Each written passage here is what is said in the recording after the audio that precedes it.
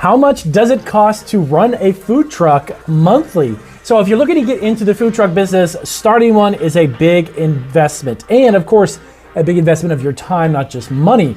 But how much does it cost to run one on a monthly basis? We're gonna break down a few things to be aware of and figure out roughly how much it's gonna cost you. And we're gonna do that right now on Food Truck Freaks, YouTube's premier food truck entrepreneur channel. We'll get to that right now.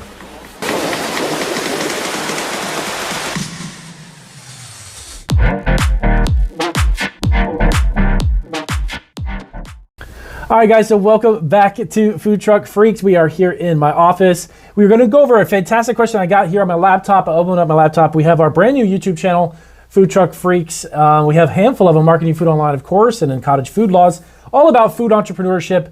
And of course, this will load up to our podcast as well. Check down below in the links for those links directly to our podcast. You can listen to us on the go. My name is Damian Roberti, by the way, founder and CEO of Marketing Food Online, which is of course, our first YouTube channel with over 80,000 subscribers and food entrepreneurs. And we started our brand new channel here, Food Truck Entrepreneurship, to bring you specific information and details and also interviews with successful food truck entrepreneurs. We just got this channel up and running. So definitely subscribe. We can use the support and use the help. So we're going to dive into a few things to be aware of on how to figure out what the monthly cost of a food truck is.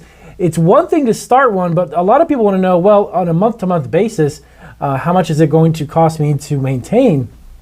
Now, I'm not going to go into specific numbers because that's the biggest challenge to figure out. I couldn't tell you exactly, but I'm going to give you an estimate.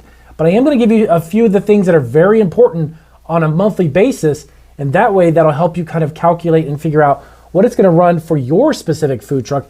Every food truck business is different, of course, not only what they sell, but the amount of money they're going to make based upon where they are, how successful of a place they find to park their truck, because some places you can sell a lot and other places you can park and you think that you're going to sell a lot and you do hardly any business.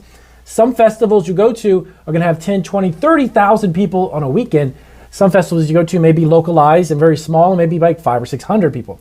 So the dollar amounts are very, very difficult to actually figure out as far as that's concerned, but I'll give you a list of things and that'll allow you to know in your area how to calculate what it's really going to run you so you can get a good idea. Number one, biggest expense is going to be payroll.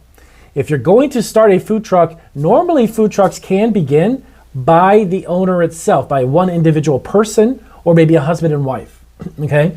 Because you're going to have to figure out what exactly is it that you're selling, where you're going to sell it, how successful and how profitable and how busy that'll be. So starting it just based on your own individual one person or maybe one other person is always a good thing to do. But as you grow and get busier, payroll is going to be very expensive. Now, keep in mind, if you have employees, you need to have insurance. Obviously, your food truck will have insurance. So you need to keep in mind workers' compensation. You need to follow state laws and state guidelines or even city and county guidelines based upon what is needed in order for you to operate within the county and city. So workers' compensation, payroll, these things are going to become very expensive.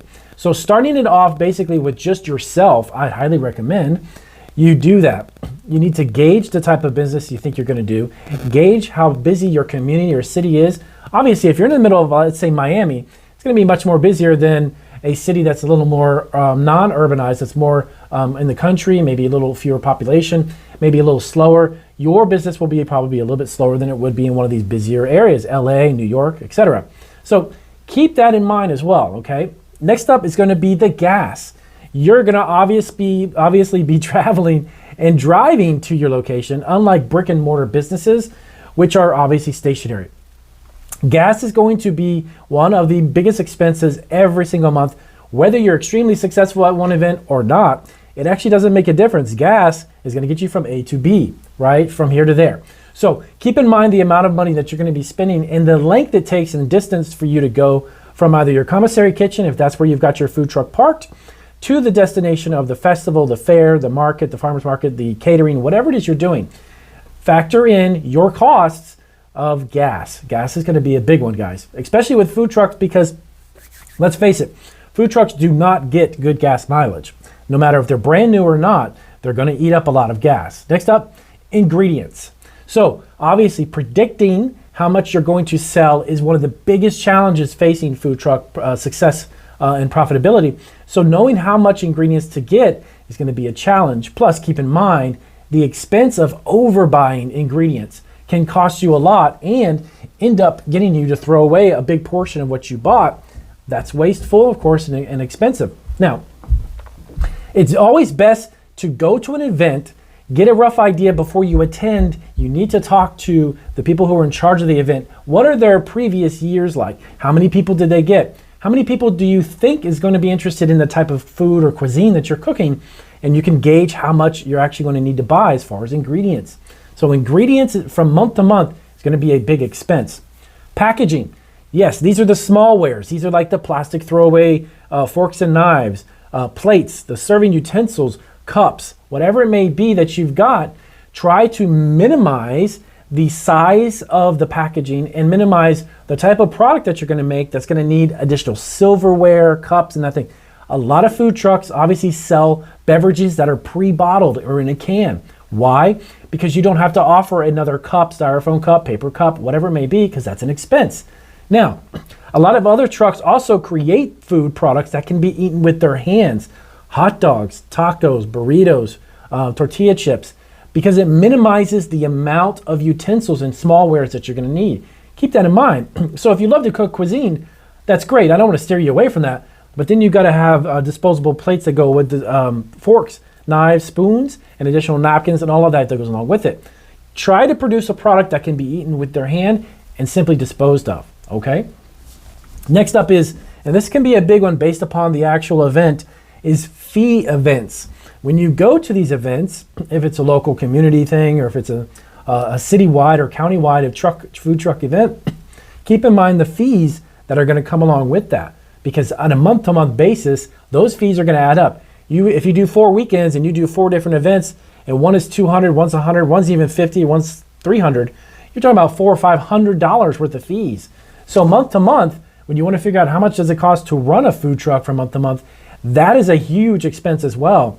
Try your best to find free events or those that are based upon percentages. In some cases, if you do really well, they'll charge you just a percentage with no upfront fees. So find out, do your research, do a little homework, go to those events because those are the events that are going to cost you a lot less, okay? Next up, paying yourself time in order for you to pay yourself.